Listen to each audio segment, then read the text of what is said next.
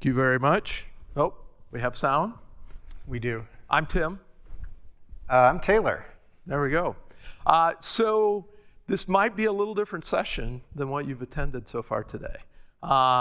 Taylor and I have the misfortune, depending on the day of the week, of speaking a lot. And more importantly, from my perspective, we get to interact with a lot of organizations and see what works and what doesn't work. And so we're going to broach a fairly controversial topic this afternoon. Given this is the next gen CISO, and hopefully a lot of you in here are aspiring CISOs, or maybe you're a current CISO and you're looking to, think about things differently, fresh ideas, et cetera. We're going to propose that a lot of the risk quantification, despite Kevin's keynote this morning, is utter crap. And we will explain that and what we're doing. I mean, that was really fun to talk to Kevin 20 minutes or an hour ago before, where he was going deep on quantification is getting better, and he's like, you better come to our talk later. Is this going to get awkward? It's obviously a little more complicated, that, to be fair. Taylor and I are also doing a panel with Kevin in an hour or something, yeah. so immediately should after be fun. This is going to be great. Let's hope he catches the end of it. So let's dive in. Let's have at it. All right. So this deck was a lot of fun to put together. There are some Easter eggs in here. I welcome you to challenge us and call them out. There are none on this slide. But when Tim and I were thinking about, what do we, how far have we come in thinking about modern risk management over the last, 10 or 15 years? And so, we went from a world of, pretty regular disruption, big things happening all the time, and trying to wrap frameworks around them of increasing sophistication that would allow us to get more data-driven and then more precise and more accurate in how we manage risks. And then at the end of it, we'd be this magically well business-aligned risk management process that could explain to any executive the exact perils of any choice that they might make as it relates to technology and security. And as Tim's pointed out at the beginning of this conversation, while we think it's great, we've lost a little bit of, focus on the basics. And so I wanted to propose where I think we're at today, based on the conversations that I've had. And Tim's, reluctantly agreeing to be on stage with me. He may not agree with all of this, but this slide was a lot of fun to put together. So I think today, when we talk about what I run into when I talk to CISOs and security leaders about risk management, it kind of looks like this process. So I say, hey, what are you doing about this next new hot thing, right? Tell me what your plan is, what's your approach? And it kind of looks something like this, right? Now we've had examples of this, but something new has occurred. Like a shark is now on Earth, a new species that has a turtle shell and it's got lasers, right? Think of this as this is the same as, cloud appeared one day, AI is now a thing, mobile is a thing, internet. Some wildly interesting thing has occurred.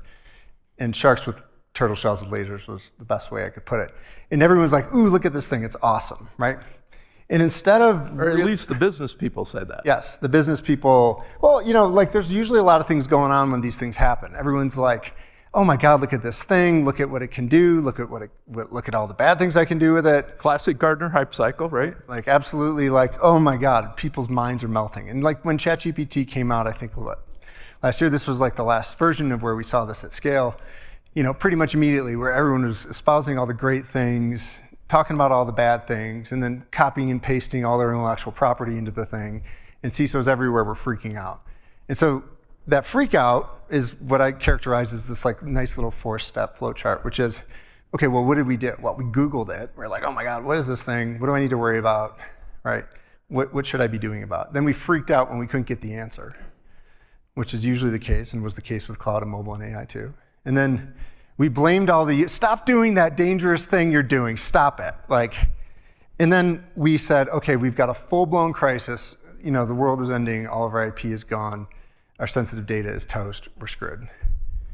Which then led to more dramatic things, which was, I'll tell the story in a minute, in the most recent example, and this was actually confirmed earlier in a conversation that Anton Chuvakin gave today, which I thought was really funny, but totally unintentional.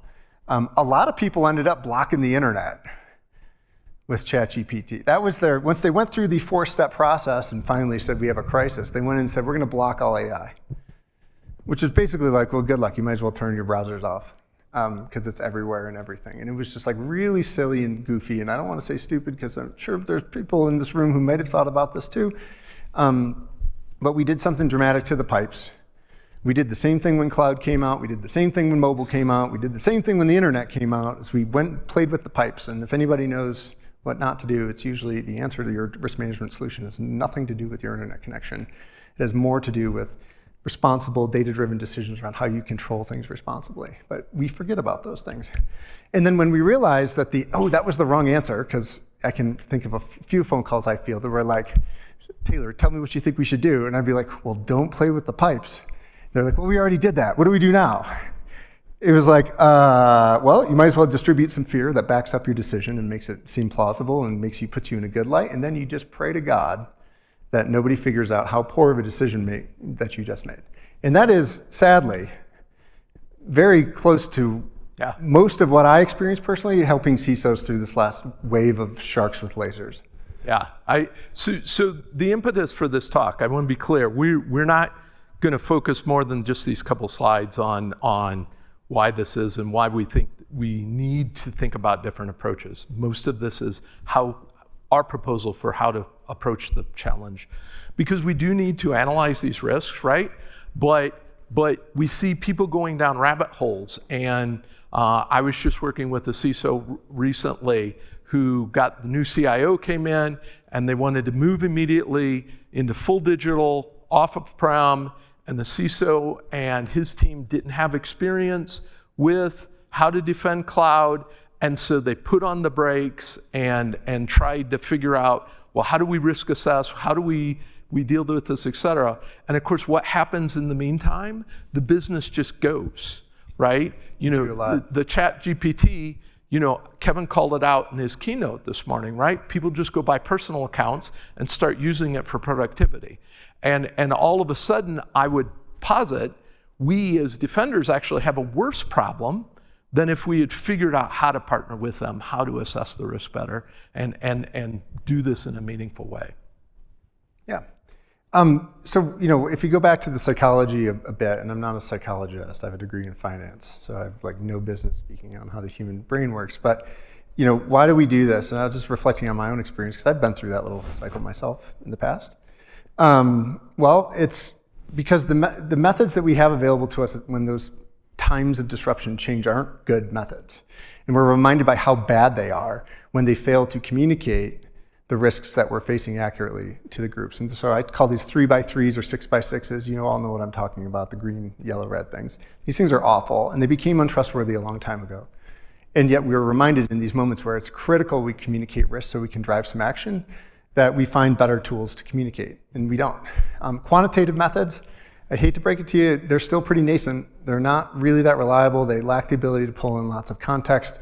They usually require tons of data we don't have, and to some degree, they're still untrustworthy because bad guys seem to sail just fine through my Bayesian model analysis of vulnerabilities and which ones will get popped first. Like, my model and the reality doesn't usually match that well. Well, I would actually put it more simply, right? Think back to your high school physics or chemistry class. What was the first thing you learned? The concept of significant digits, right? Where having this inordinate level of precision over something that you can't actually measure well is absolutely useless.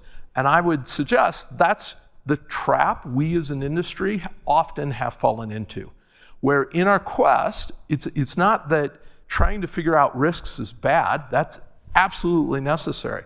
But we get into this cycle where we're trying to go, oh, well, there's this and there's this, and we're coming up with all these pieces. Meanwhile, we're that proverbial, we're looking through the keyhole on a door on our visibility, right? Take the adversary dimension of risk. I certainly feel comfortable, having spent a couple tours of duty at Mandiant, that Mandiant and Google now combined have hands down the best private sector adversarial visibility on the planet, arguably regardless. But even if you agree with that, it's maybe 1% of the actual adversary activity. So if it's such a small percentage, then how can we, with any degree of accuracy, figure that we're going to be able to predict these sorts of risks and priorities? And I would suggest that we're just wasting a lot of time. Well, I think like this is a slide that's coming up, but because you're sharing this, like a little ad lib here. Like I do think the value of a lot of these quantitative methods and tools is not so much about giving you decision certainty. Yeah. It's as much about telling you how uncertain your decision is about to be. And if you flip the inverse and you look at, and you can on a relative basis actually measure your uncertainty much more effectively than you can measure your certainty, you actually will end up making better decisions. Yeah. If you know what I mean. But the last slide I just wanted to wrap before we, like, why do we do this? Why do we do that method? Because crises are fun and we're good at them, right? Like we know how to manage them, we know how to create them, we know how to take advantage of them. So we are just falling to the things that we're good at, but that is not good either, right? So now we can jump. By the way, learning how to type with emojis was a lot of fun. Yeah. So this is actually, it just so happened, Phil Venables put a blog up. Phil Venables is the CISO for Google Cloud, if you're not aware. He's got a really, really interesting blog to read. And just a couple weeks ago, when Taylor and I were working on the content of the talk, he put up a thing on the 6 rules of risk quantification. And this was one of them, which I think sums up exactly what I'm trying to say, in that all risk quantification is wrong, but some is useful, right? There is value in trying to figure out, well, what are our priorities? Because I'm an engineer at heart, so I always take it back to the basics. Well, what are we trying to accomplish here? I'm trying to accomplish with risk management, trying to know what are the top priorities from a risk perspective that my team needs to defend from, right? Because I've come to believe over now 40 years in industry that our job in defense, really we can simplify it down to having the right controls in the right place at the right time. Because we can't have controls everywhere. We can't, affect all of the things. And so that's where the usefulness comes in. But how do we do that proportionally? How do we get all that value without a bunch of wasted effort? Weeks and months of. Yeah, so I want to tell one little story. ChatGPT came out, I want to say March 23. I could be off by a year, I don't know. 22, yeah. 22, right. Mm-hmm. And like I said, almost immediately I got a phone call from a very large international biotech company who was somewhere in that wheel of risk management of new stuff pain. And I think they had their meltdown and now we're like coming back, kind of so they're like in bubble 3 or 4 of the workflow. And he said, Taylor, I want to run this strategy by you. Tell me what your other customers are doing. Tell me what Google's doing, And literally the recommendation was, there's no safe way to enable this technology, so we're going to block it. In fact, we're going to block all generative AI. And so I said, well, that means you're going to block Google and Microsoft, and you're going to block Office 365, and you're then going to have to block pretty much everything on the internet you use. If that's your strategy, if that's your policy, you're going to have to block everything. And like the first reaction wasn't like, oh, I can't do that. The first reaction was like, yeah, well, how do we go about doing that? And staying in business. And it was one of those moments I was just like, let me just repeat back to you what you just said to me. Like, let me hold the mirror up and look into it, make eye contact with yourself and talk. Like, are you being a good risk manager right now? There are many steps you can do between now and playing with the pipes that can help you better understand the risk you actually have, understand what could possibly actually go wrong here, how much you would really care if the worst scenario were to occur, right? Before we jump to the edge tail cases of the worst thing possible, let's talk about the most realistic thing possible, and let's risk assess off that. And after a handful of conversations, and some of what Tim is going to present as part of this framework we came up with in a moment, litmus test. Magically, in similar sort of thought process, but the idea was that we didn't need a quantification model, we didn't need tons of data, right? We needed to talk to our users, we needed to understand what they were doing, we needed to understand why this stuff was valuable, in what it got done. And ultimately, they did block the internet. It's not that they ignored the advice, it just came a little late. They blocked the internet, and 6 weeks later, the internet became unblocked. And a bunch of other stuff that was being blocked at the time was also unblocked too, because there was a revolt internally at this company that the CISO turned the dials too much. And that picture of selling the FUD, other FUD was called and put on the table, and actually the company ended up in a worse space from that CISO's perspective. So it wasn't that the immediate damage of the bad decision was undone. It was much more impactful for them. Yeah, I want to keep moving, but just super briefly, we had a slide hiccup that the graphic disappeared here. But I just had a simple graphic, hopefully you've all seen it, where there's this lone toll gate, and it's kind of an overhead shot, and you see tracks, because there's no fence, right? And there's just tracks in the dirt where everybody's driven around. That's what I see all of the time with this kind of stuff, where we go, oh, we got to go risk assess it. We got to go figure out the right way, the proper way to use it. And in the meantime, the business just goes, right? Which, back to Taylor's point, puts us in a worse place than if we had figured out how. So let's move on to the solve, or our suggestion for the solve. Now, we very intentionally went with the term litmus test, because we think the term framework, right? We've got some really good risk quantification frameworks. We're not trying to beat up on them. Mostly not trying to beat up on them. But I'm trying to.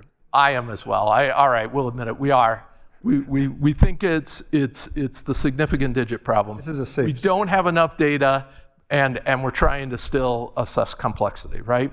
So what about litmus tests? Because we have dimensions of risk, right? We've got adversaries. That's a dimension of the risk that we as defenders have to deal with. We have data that's involved, right? Ultimately, mostly what we're doing is protecting our data in some way. Access is a big dimension of the risk. Impact of if the risk manifests is a big dimension of the risk. And then last but not least, there we go, there's real legal and ethical considerations, which aren't necessarily on us as the CISO teams and the defenders, but we're often in a position to spot those so we can get them to the right. So let's look at this. Let's start with adversaries. Yeah, so really simple. And by the way, don't be stunned by how simple this is. Yeah, that is the point. You might want to leave now if this is too complicated, because it's about to get simpler. And also just point out the creative use of that fire emoji, just insert the word hotness. So if you see Tim and Taylor's hotness LTR project, that's how to read that. Yeah, so adversaries, right? Slide training too. Exactly, thanks. So adversaries, these are the bad guys. This is the classic, who are they, what do they want, what do I have that they can use, monetize, whatever, to get the outcome that they want. We see a lot of this, different adversaries, different industries, different adversaries with different capabilities. Yep. Some are better at certain attacks than others. Some have proven experience, some not so much. Some we know about, some we don't, right?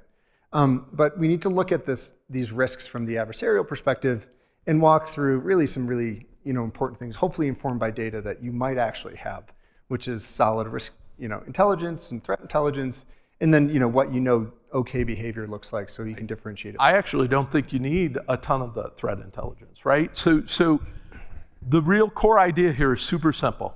Put the adversarial hat on, right? So new technology, let's say AI, right? Because it's the big one, generative AI lately.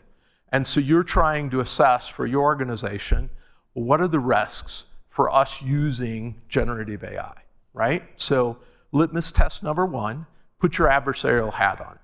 Adversaries don't do something for no reason. They're usually looking for monetary gain or potentially productivity gain. Can this help them hurt you more, right? Of course, then we have nation-state adversaries who their boss tells them to do it. That's a little bit more of a special use case, of course, right? But if the adversaries, if you look at this and one of the risk threats I saw in the early days of a lot of the furor over how do we assess the safety, not that this isn't a risk, it is, but model tampering, right? So, adversaries could tamper with our models and poison them and et cetera. Absolutely can. But if my job is to defend, I put my adversarial lens, what's in it for them to do that? I'm hard pressed to think of many meaningful ways to do that. A risk that's a long tail that we definitely need to be aware of, we definitely need to have, but we're in the early days and the business is chomping at the bit to go, probably something we can park for the moment based upon the adversarial litmus test, right? Well, I mean, I think there's other things too to this point, right? Like the motivation, the outcomes, we can only guess at these things, but we can get pretty close. That's where I think threat intelligence does help. It helps. If we can understand the actor, if we have one in mind, understanding historical, attacks and outcomes helps us inform a future view. But there's also, like to your point, like what's the residual risk of something bad going here? Even if we applied a minimum layer of control, does that risk really change for us? If not, it's out of your control. But right, you should put it on the list. But again, there's things that are actually more available to an attacker, which would hurt more, and we need to focus on those. And the similar with like ease of exploitation and things like that. Like tampering the GPT model out the door, because we spend a lot of time talking about this. We talk about it at Gemini. That's a really hard risk for a customer to control, if not impossible. Right. And the best you're probably going to get is a piece of paper that says we won't do that. Right, and that's about as far as you're going to get. I don't think I made this point clear enough here, right? It's again, we're not saying that some of these longer tail risks aren't worth considering. We're simply saying that there's a time value trade-off in the longer we take to make our risk assessment and come back to the business with how we're going to do this safely, the more we lose, right? And so the idea here with litmus tests really boils down to how do we put a simple lens over each of these dimensions of risk so that we can quickly go, all right, here's clearly, no question, the cyber criminals are going to use Gen AI for, fakes, right? Deep fakes and et cetera. They're going to use it to help them speed up their phishing and productivity like we're going to.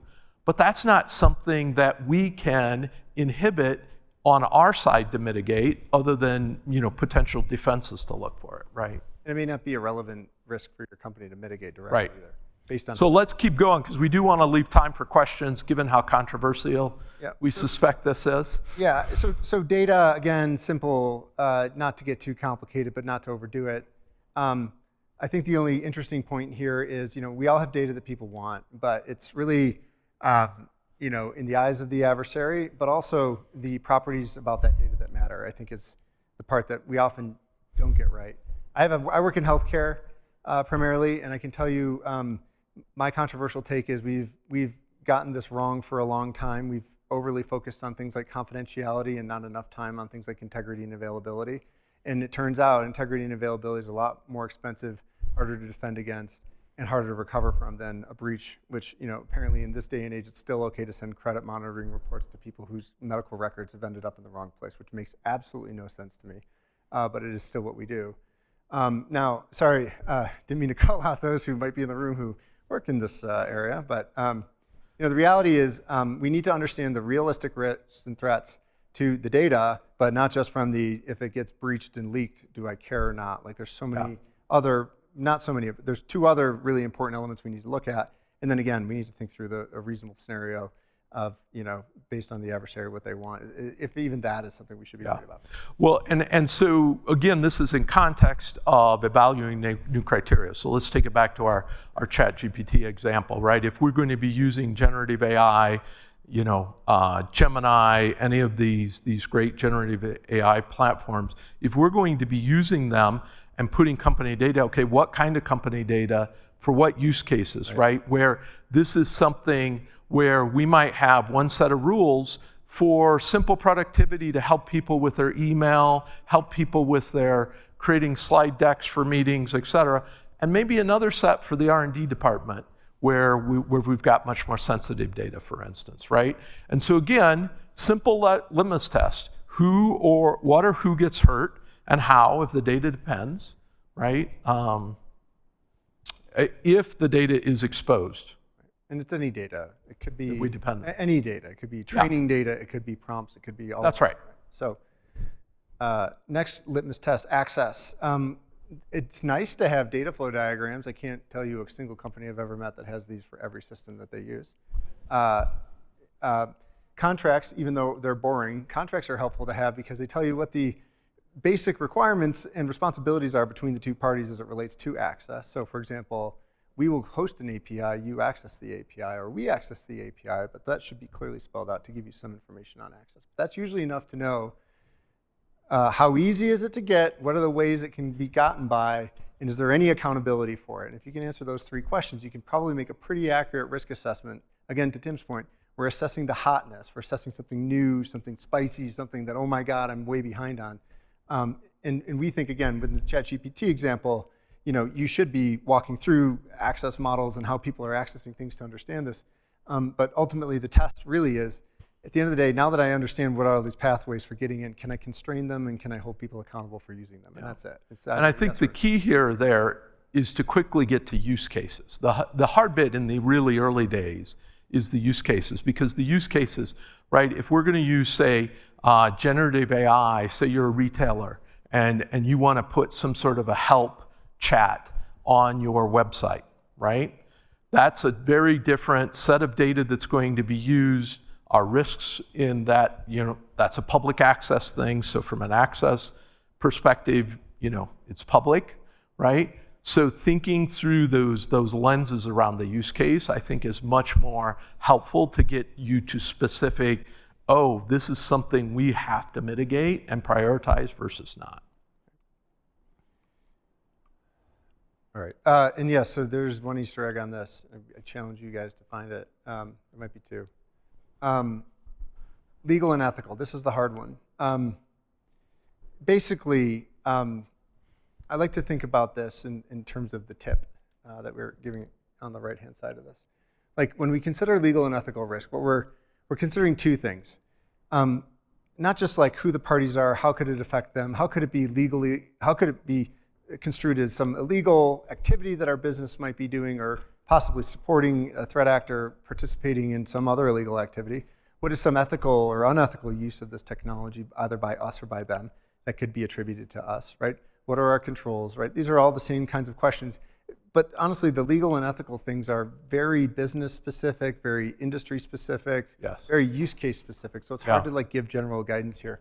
The one thing I will say is, what always applies is when you think about the risks of these situations, there's always the immediate hazard, or the thing that needs to be fixed, and if not fixed, what happens? That's the traditional way we think about risk. It's like, oh, that's the broken thing, we got to fix it. But it's the outrage piece that is the harder piece to guess at. And have you all heard this adage before? Risk equals hazard plus outrage. It's okay if you haven't. But I would describe outrage as if somebody else, actually, let's use this ChatGPT example. So let's say ChatGPT was stealing prompts. And in my use case story before about my little biotech friends, somebody was copying and pasting some formulary for a new drug, and ChatGPT had some insider on their side scraping those prompts and saving them, and then somebody found out, right?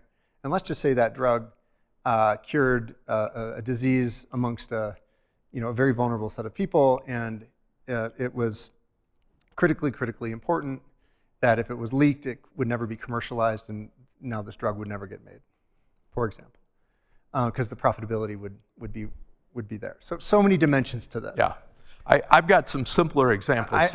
I support the retail side of the house, right? And so a lot of really fascinating use cases around generative AI right now are being explored. For instance, right, with the vision stuff with generative AI, you use one of the security cameras in the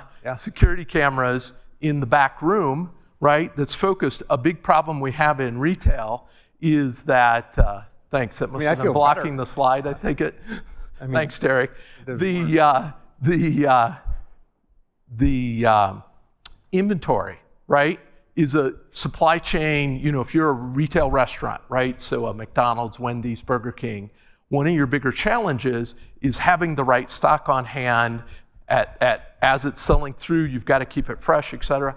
That's a highly manual process in most cases. Whereas generative AI now is smart enough that you can use that camera in the back room that sees the shelves with the cartons on and can keep a real-time inventory closer probably than your people are manually going to.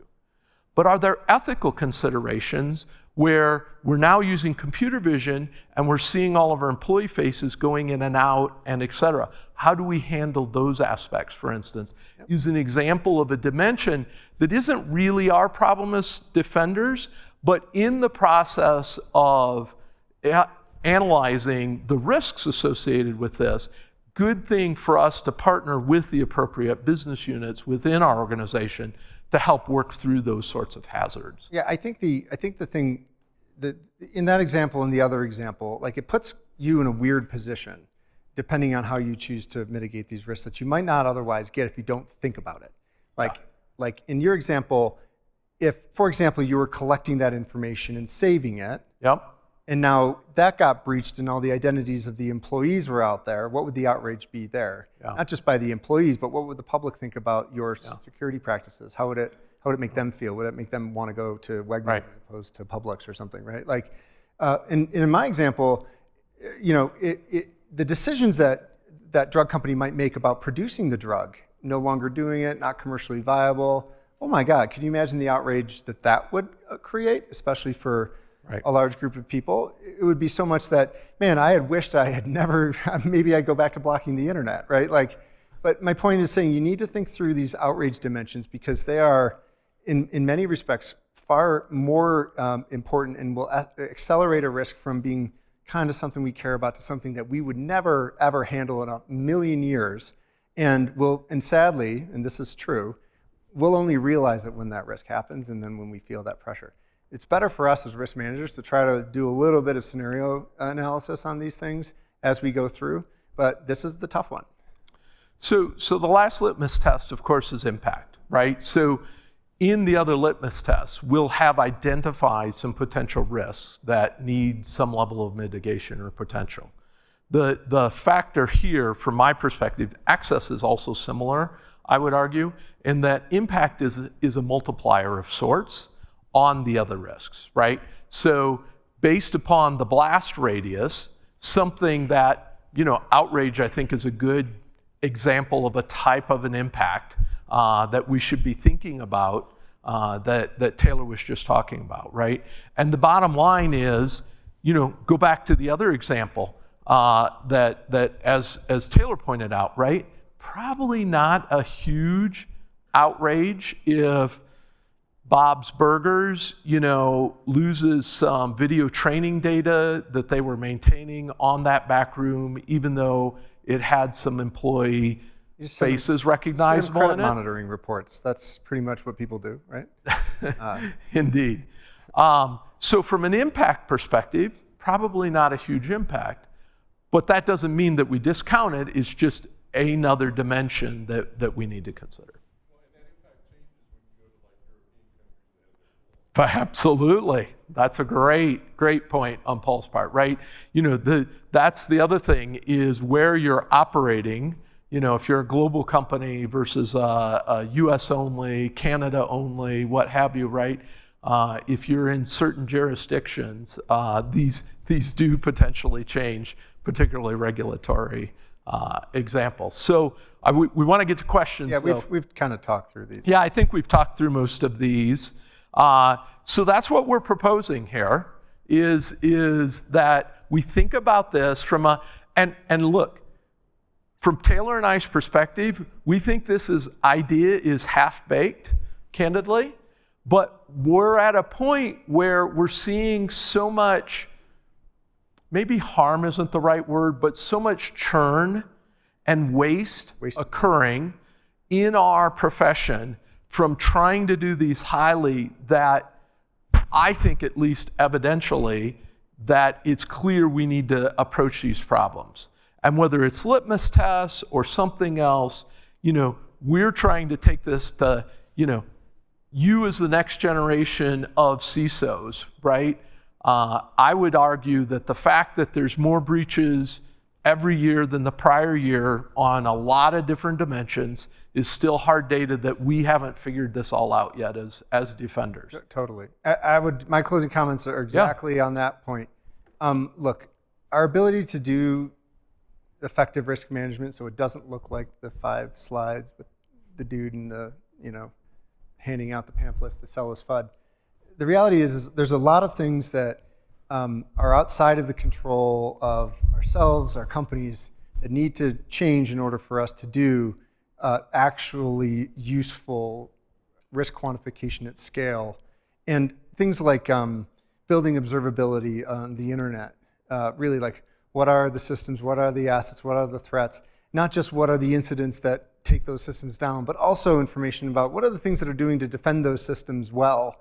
Because you'll find almost nothing on that today. I mean, we study breaches all the time and say, well, this could have gotten better. And if we had MFA over here, we would have solved that problem. It's like, there are so many other things that probably were wrong and problematic in that environment that are getting overlooked.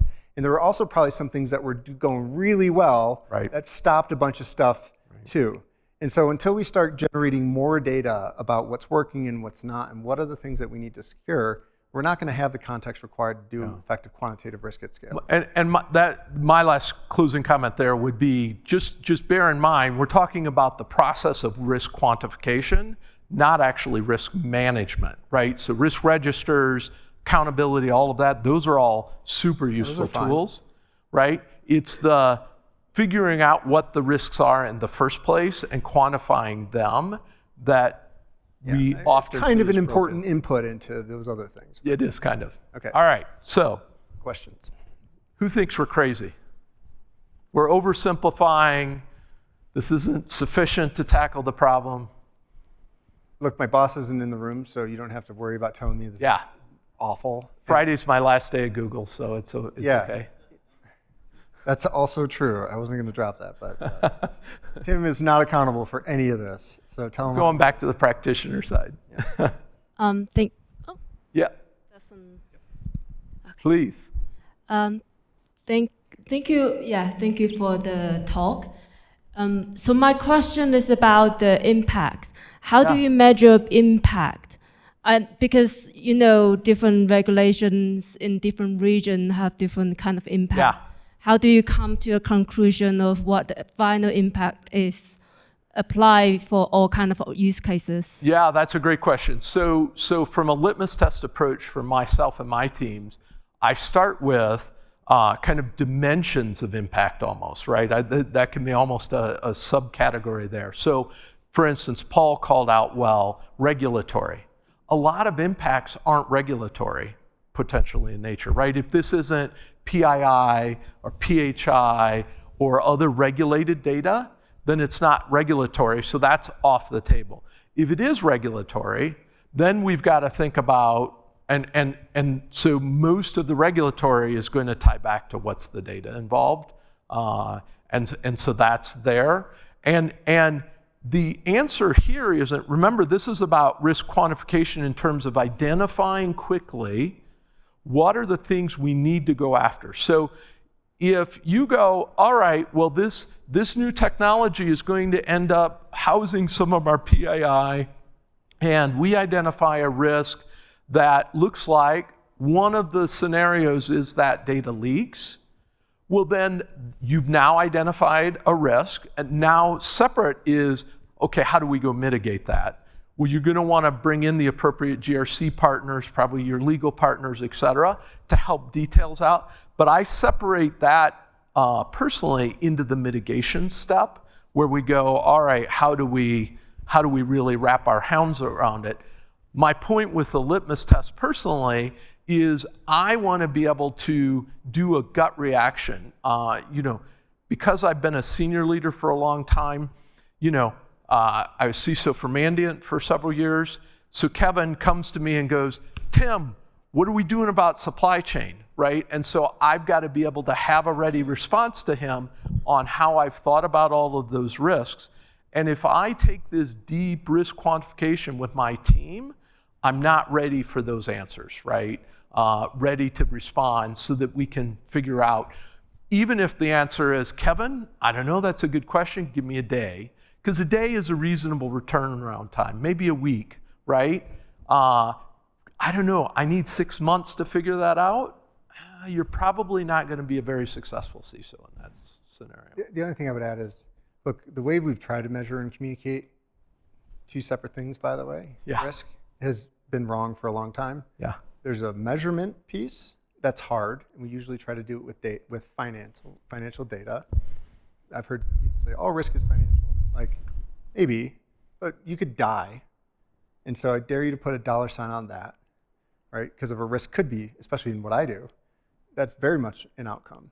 And my point in saying it is not to like frighten anybody, but there are dimensions of risk that are important to understand and acknowledge and communicate effectively, more so than necessarily have a precise measure. Yeah. I think, and that's kind of the point of this talk a little bit, is the difference between the measurement and the quantification, the communication. We are taking major aim at most modern quantification is not right. And it's not because it's not precise enough. In many cases, it's almost attempting to be too precise. Yes. And it's incomplete, right? Yep. And the other piece is, it's probably more important for you to be able to communicate the risk in terms that other people will understand, not in terms that you need a banker or a financial person to understand. It's in terms of your business understands, in terms of your customers understand, back to that outrage thing, right? And honestly, I don't think I've ever really seen, outside of maybe one analysis done by folks in health insurance around the likelihood that they'll need to buy more or less cyber insurance. I've never really seen a measure that's truly precise enough that really communicated even the financial risk of anything well. Yeah. Which, again, my point is, like, be aware significant of it. digits. Significant quantify digit what you problem. can, but remember the communication piece is way more important than the quantification piece. Which I would argue is also another positive in my experience in taking this litmus test approach, is because what you end up doing is you end up really identifying use cases as much as risks, right? In the specific, here's a scenario that could happen in the use cases that's so much easier to talk about and to communicate than it is to talk about other things. So another question. Yep. We got time for at least one more, maybe two. Anyone else have a question? No? Derek might just want to heckle. I just want to talk. I like to hear myself. I think one of the problems is people focus too much on blocking and not enablement. Again, so Absolutely. Security teams will spend their whole life going, man, this one department just keeps doing the wrong thing. We detect it over and over again, but don't sit down and review the use case. Is it a legitimate business need? How do I help the IT folks build a solution for it? Yeah. Or if it's something like ChatGPT saying, the reality is everyone's going to want to use this. How do I, based on risk, schedule a project and budget to get a solution built that everyone could use? Like, it sounds bad, but building Vertex AI, right? An instance in GCP that people can actually enable every day. And then instead of blocking, you have another place to send them to do it the right way. Yep. Right. So you really have to think about enabling them more than just blocking. Absolutely. And ultimately, that was the answer for securing ChatGPT. Yeah. Was create a approved pathway that was faster and better than the one they'd consume as a consumer. All right. One more minute. Any last question? Please. Sorry, I don't quite get how you're gonna move forward with this test. Like, you have so much questions, asking in different domains. Yeah. And then what is the end goal? So once you ask that question, you've got those answers. Yeah. You've got your stories and scenarios. We shouldn't have jumped through the stories. We probably should have taken through one of the stories. So the way, at least it works for me, because I've been taking this approach for some time, is I start with those litmus tests. And think of this as, I kind of use the analogy, it's like water going down the drain, right? The litmus test is that quick initial pass that goes, all right, data is going to be an issue here. Again, we'll stick with the ChatGPT. We're potentially going to put private data in, right? So, okay, if we're going to do that, then back to Derek's comments, okay, how are we enable the business to do that securely? Oh, well then we need to use Gemini, which is using frozen models, versus ChatGPT, which is using the prompts to train the model on an ongoing basis, right?